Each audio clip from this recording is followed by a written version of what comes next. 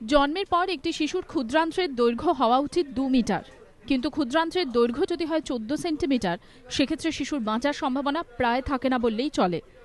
1 জুলাই ক্ষুদ্রান্ত্রের এমনই এক বিরল সমস্যা নিয়ে চিত্তরঞ্জন সেবা সদনে জন্মগ্রহণ করে একটি শিশুকন্যা। জন্মানোর পর থেকে কিছুই খেতে পারছিল না শিশুটি, ক্রমাগত বমি হচ্ছিল তার। চিত্তরঞ্জন সেবা সদন থেকে তাকে পাঠানো হয় এসএসকেএমে। এসএসকেএমে চিকিৎসকেরা পরীক্ষা করে দেখেন কন্যা শিশুটির ক্ষুদ্রান্ত্রের দৈর্ঘ্য মাত্র 14 সেন্টিমিটার। 3রা জুলাই শিশুটির প্রথম অস্ত্রোপচার করেন চিকিৎসকেরা। এরপর জুলাইয়ের শেষের দিকে ফের একবার অস্ত্রোপচার করা হয়।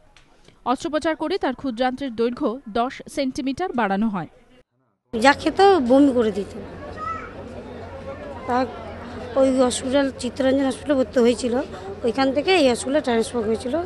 দীপঙ্কর রয় ডাক্তার, মানে উনি করেছেন, অপারেশন করে উনি ঠিক করেছেন। অস্ত্রোপচারের পর থেকে এসএসকেএমেই রয়েছে শিশুটি।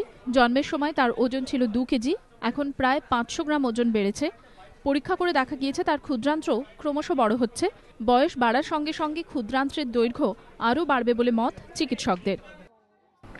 তো এই পরিমাণ ইন্টেস্টিন নিয়ে কারোরই বেঁচে থাকা সম্ভব নয়। তা আমরা ইন্টেস্টিনাল লেংথেনিং প্রসিডিওর করি, জেজুনামকে প্রায় ডাবল লেংথ আমরা করতে পারি এবং তারপরে অপারেশন শেষ হয় এবং পেশেন্ট প্রথম 20-22 দিন মোটামুটি ভালো। এবং এটা সম্ভব হয়েছে আমাদের স্পেশালিস্ট ডিপার্টমেন্ট বছর খানেক হয়নি, এখনও অবধি 6-7 মাস হয়েছে একটা নতুন নিওনাটাল সার্জিক্যাল ইউনিট চালু করা হয়েছে এসএসকেএম হাসপাতালে।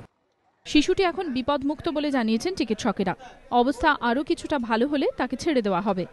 নিমাই পান্ডার রিপোর্ট, এবিপি আনন্দ, কলকাতা।